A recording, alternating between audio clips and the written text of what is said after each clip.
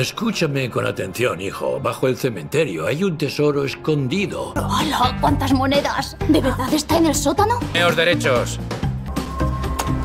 Matricularse aquí no cuesta dinero.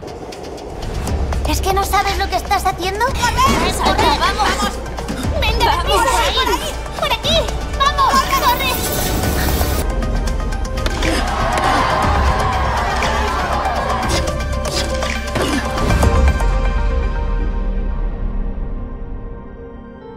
Enseñar, he enseñado bien poco.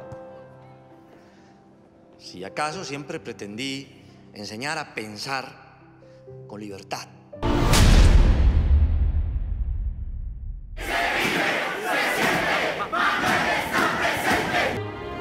Te importan más los problemas de los demás que los de tu propia familia. Ningún problema es solo de los demás.